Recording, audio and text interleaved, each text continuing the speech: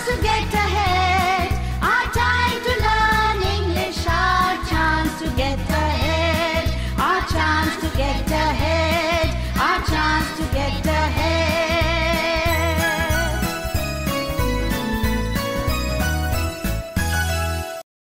Hello friends, how are you all?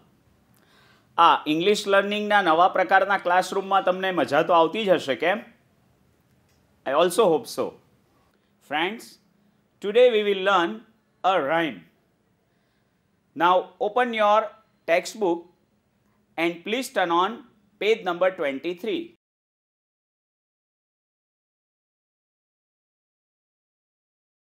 Now look at the rhyme, the rainbow in activity 5. મિત્રો તમે હવે આ રાઇમને સાંભળો.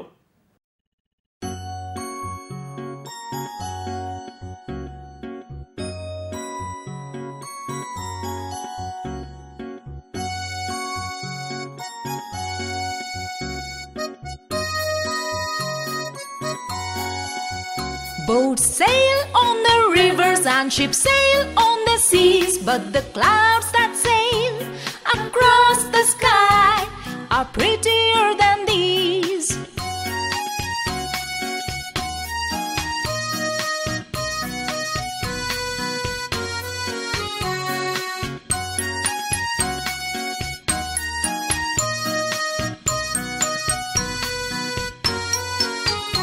There are bridges on the rivers as pretty as you please. There are bridges on the rivers as pretty as you please. But the boat that bridges heaven and overtops the trees and builds a road from earth to sky is prettier far than these.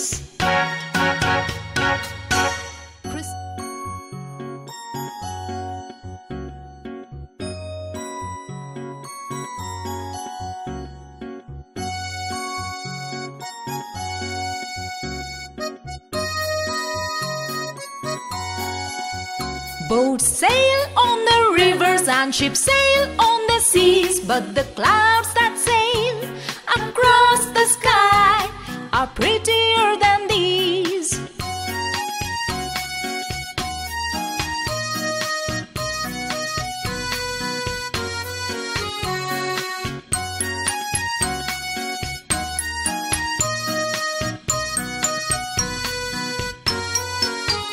There are bridges on the rivers as pretty as you please. There are bridges on the rivers as pretty as you please. But the boat that bridges heaven and overtops the trees and builds a road from earth to sky is prettier far than these. Christina Rossetti. Friends, I hope you all enjoyed it. Now we will recite the same rhyme. Are you ready? The rainbow. The rainbow. Boats sail on the rivers. Boats sail on the rivers. And ships sail on the seas. And ships sail on the seas. But clouds But clouds that sail across the sky are prettier than these. There are breezes on the rivers as pretty as you please. But the bow that breezes heaven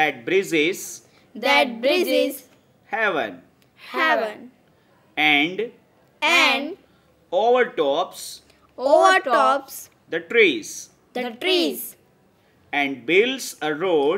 and builds a road from earth to sky is prettier far than this.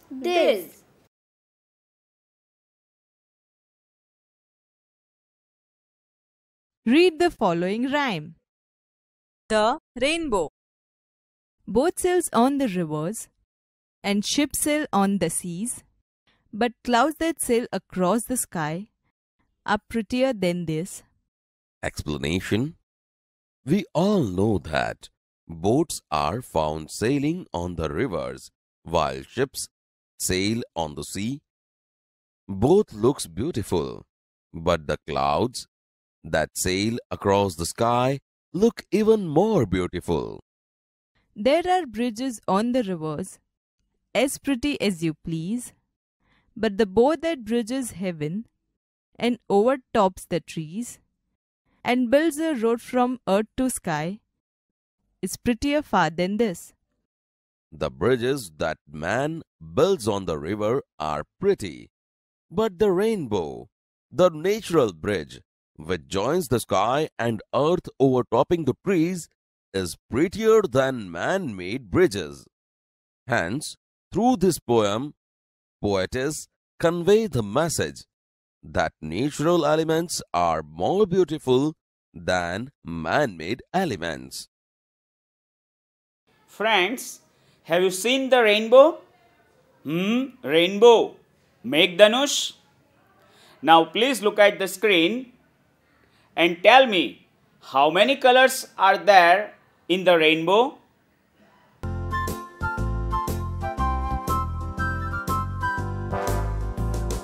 How many colors do we see in a rainbow? Count and you shall know. How many colors do we see in a rainbow? Count and you shall know.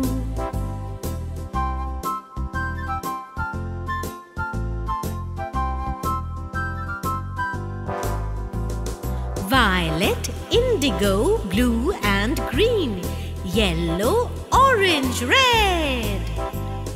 Violet, indigo, blue and green, yellow, orange, red. There are 7 colors in a rainbow, I counted, now I know. There are 7 colors in a rainbow, I counted, now I know.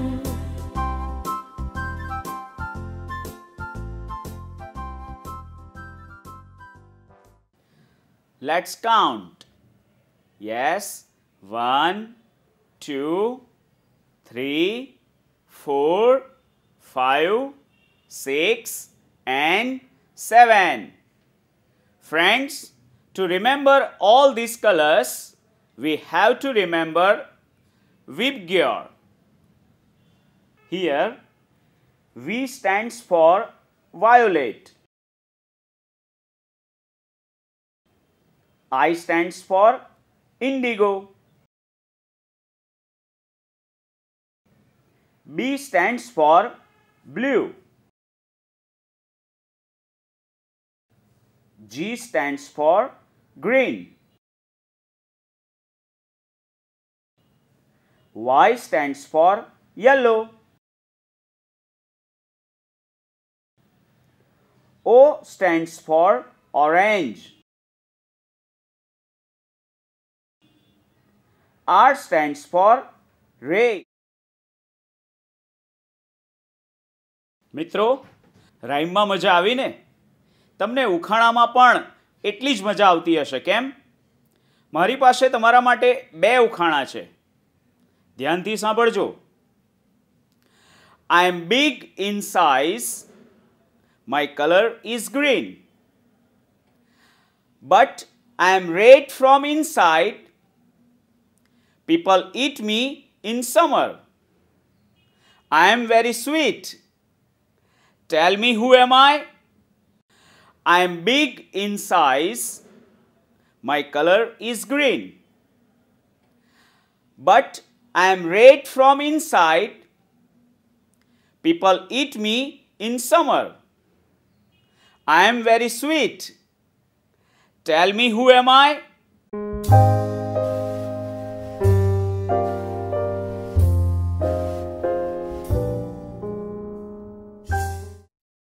Yes, yes. Orange. No, not orange. Orange is orange. Anyone else? Mango. No. Mango is green, but it's not big in size. Yes. Very good.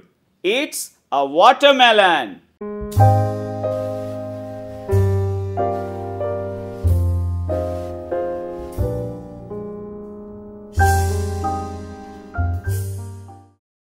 Now, the second riddle. I am a vegetable. I look like a flower. I have green leaves. Tell me, who am I? I am a vegetable. I look like a flower.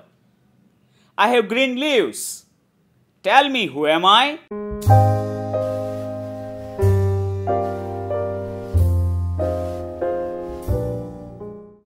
Yes, flower. But in English we call it cauliflower.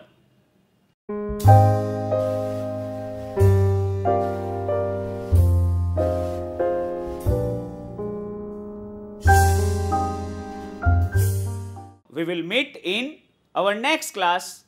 Till then, goodbye.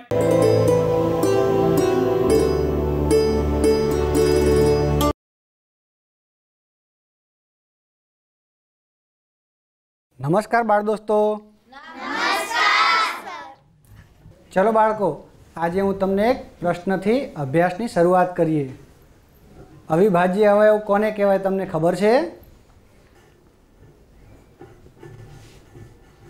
ચલો, એક એ અવિભાજ્ય કહેવાય કે વિભાજ્ય?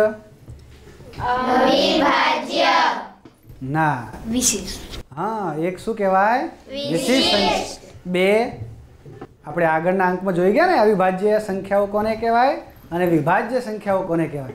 તો આપણે અવિભાજ્ય સંખ્યાઓ કોને કોને ગણીશું એ આપણે બોલીએ તો બે શેમાં આવશે? અવિભાજ્ય. ત્રણ, અવિભાજ્ય. ચાર. વિભાજ્ય. સરસ. કેમ વિભાજ્યમાં લીધા ચારને? ચારના અવયવ પાડીએ તો એક, બે અને ચાર પડે, મતલબ કે એના ત્રણ અવયવ મળ્યા. તો એવી સંખ્યાઓ કે જેને ફક્ત બે જ અવયવ મળે, એક અને એક પોતે, તો આવી બધી જે સંખ્યાઓ આપણને મળે એને અવિભાજ્ય સંખ્યાઓ કહેવાય. જ્યારે ચાર એના અવયવ જોયા તો એક, બે અને ચાર, એટલે કે એના ત્રણ અવયવ મળ્યા, તો એને અવિભાજ્ય કહેવાય નહીં.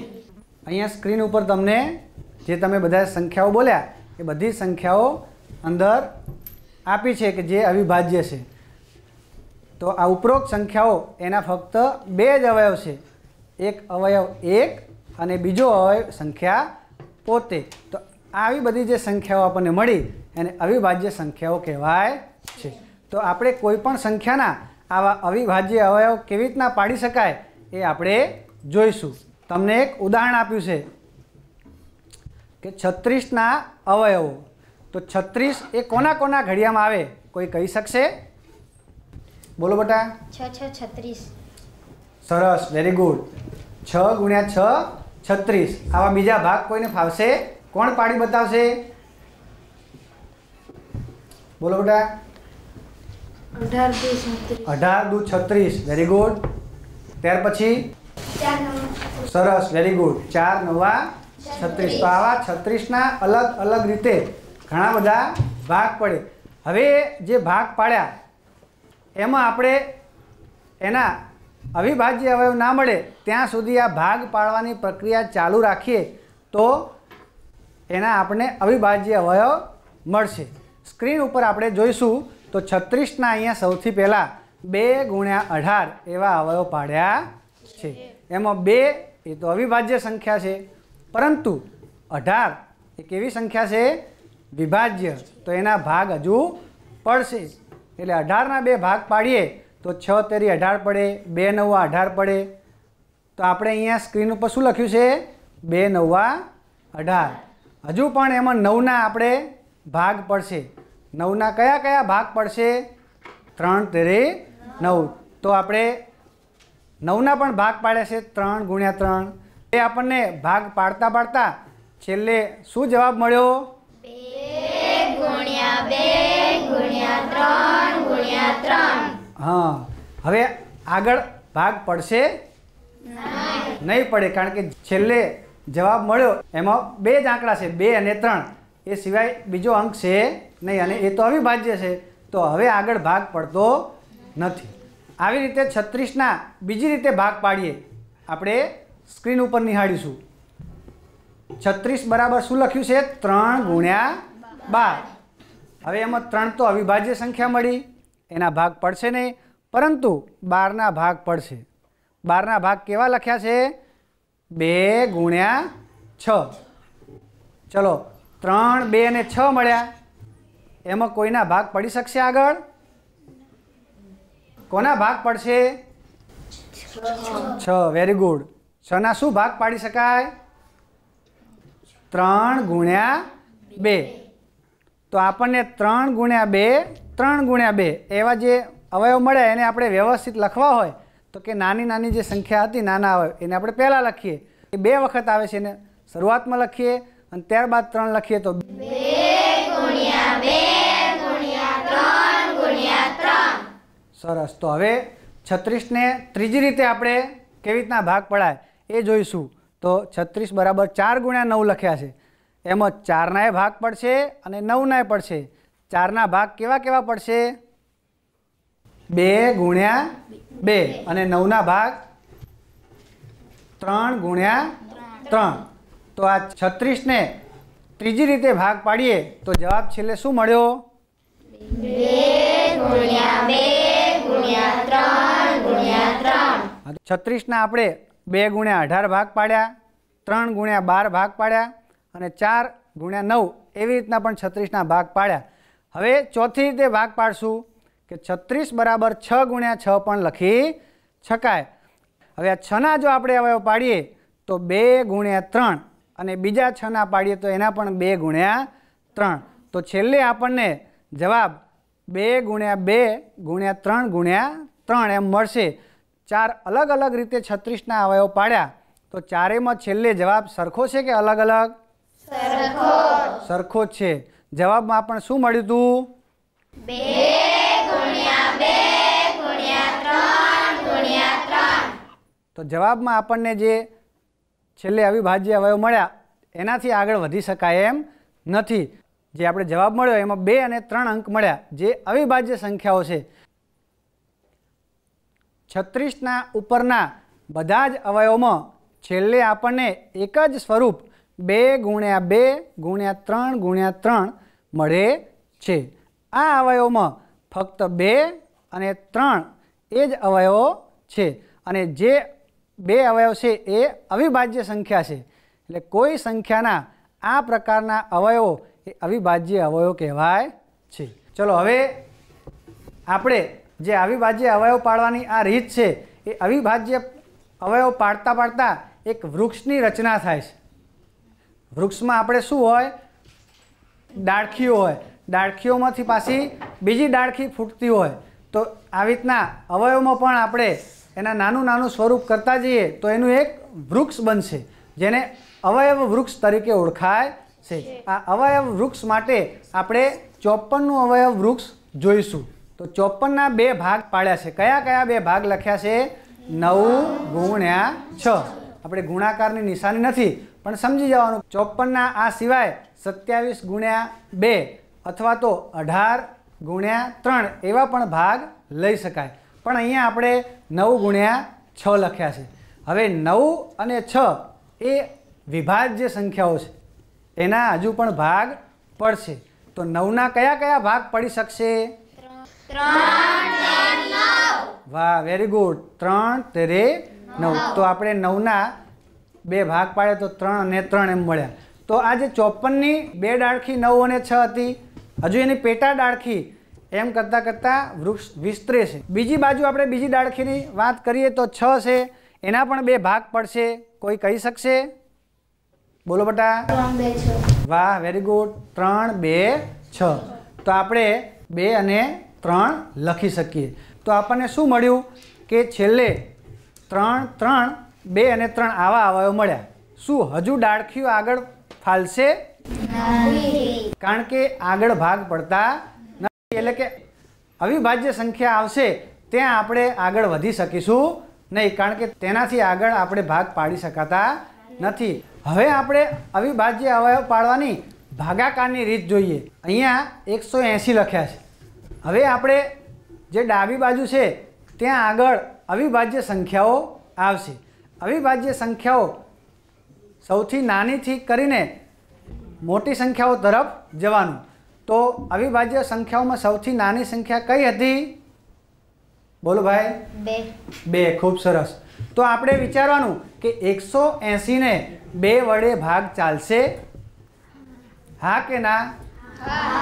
કેવી રીતના નક્કી કર્યું? કે જે સંખ્યાનો એકમનો અંક 2, 4, 6, 8 કે 0 હોય એવી બધી જ સંખ્યાઓને 2 વડે નિશેષ ભાગી શકાય. અહીંયા 180માં છેલ્લો એકમનો અંક 0 છે, એટલા માટે એને 2 વડે નિશેષ ભાગી શકાય. 180 ને 2 વડે ભાગીશું તો ભાગફળ શું મળશે? 90. હવે 90ના આપણે આગળ ભાગ કરવા પ્રયત્ન કરીશું. હજુ પણ આપણે 2 વડે જ વિચારવાનું કે 90 ને 2 વડે ભાગી શકાય? હા કે ના? હા, કારણ કે એકમનો અંક કેવો છે? 0. તો 2 ભાગ ચાલતા શું જવાબ મળશે? બોલો બેન. ખૂબ સરસ. કેટલો મળશે? 45. 45 ને હવે 2 વડે ભાગવા પ્રયત્ન કરીશું. શું 45 ને 2 વડે ભાગી શકાય? કેવી રીતના નક્કી કર્યું? તો છેલ્લો અંક 2, 4, 6, 8 કે 0 નથી. હવે આપણે 2 થી થોડી મોટી અવિભાજ્ય સંખ્યા તરફ કઈ સંખ્યા લઈશું? 3. 3 વડે ભાગી શકાય 45 ને? હા. તો 3 વડે ભાગ કરીશું તો શું જવાબ મળશે? બોલો બેન. ખૂબ સરસ. 15. હવે જે 15 મળ્યા એને હવે 2 વડે ભગાય કે નહીં એ ચેક નહીં કરવાનું. કેમ? કારણ કે આગળની સંખ્યાને 2 વડે ના ભાગી શકાય તો હવે પછીની બધી સંખ્યા જે નીચે આવશે એને પણ ના જ ભાગી શકાય. એટલે 15ને આપણે હવે 3 વડે પ્રયત્ન કરી જોઈશું. 15ને 3 વડે ભાગી શકાય? હા. કેટલા મળશે? બોલો બેન. 5. ખૂબ સરસ. તો 15ને 3 વડે ભાગીશું તો 5 મળશે. ચલો 5ને 3 વડે ભાગી શકાશે? બોલો ભાઈ. નહીં ભાગી શકાય. 5ને 3 વડે ભાગી શકાતા નથી. તો એની આગળની સંખ્યા એટલે કે 2નો વારો પૂરો થઈ ગયો, 3નો વારો પણ આવી ગયો. હવે આગળની સંખ્યા અવિભાજ્ય સંખ્યા કઈ આવે? 5. તો 5ને તો 5 વડે ભાગી શકાય. તો 5 ભાગ્યા 5 કરશું એટલે શું જવાબ મળશે? 1. તો 180ના અવયવ આપણે શું મળ્યા? તો 180 બરાબર 2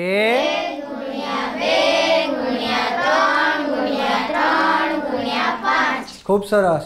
તો આ જે અવયવ મળ્યા એ 180ના અવિભાજ્ય અવયવ કહેવાય. જો આપણે ગુણાકારની રીતે અવિભાજ્ય અવયવ પાડીશું તો છેલ્લે જવાબ તો આ જ મળશે, જવાબમાં કંઈ ફેર પડશે નહીં. હવે આપણે આગળનો પ્રશ્ન જોઈશું. આપણી ચોપડીમાં આ પ્રશ્ન આપ્યો છે કે 4 અંકની સૌથી મોટી સંખ્યા લખો અને તેને અવિભાજ્ય અવયવની રીતે રજૂ કરો. તો આપણે પહેલાં મનમાં પ્રશ્ન થાય કે 4 અંકની સૌથી મોટી સંખ્યા કઈ કહેવાય? કોણ કહેશે 4 અંકની સૌથી મોટી સંખ્યા? બોલો બેન. 9999. સરસ. 9999. એને આપણે ભાગાકારની રીતે કેવી રીતના અવયવ પાડી શકાય એ આપણે જોઈએ. તો 9999. તો આપણને 9999ના કયા કયા અવિભાજ્ય અવયવ મળ્યા? તો 9999 બરાબર 3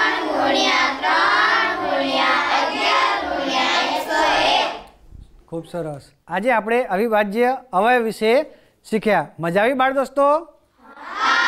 આભાર.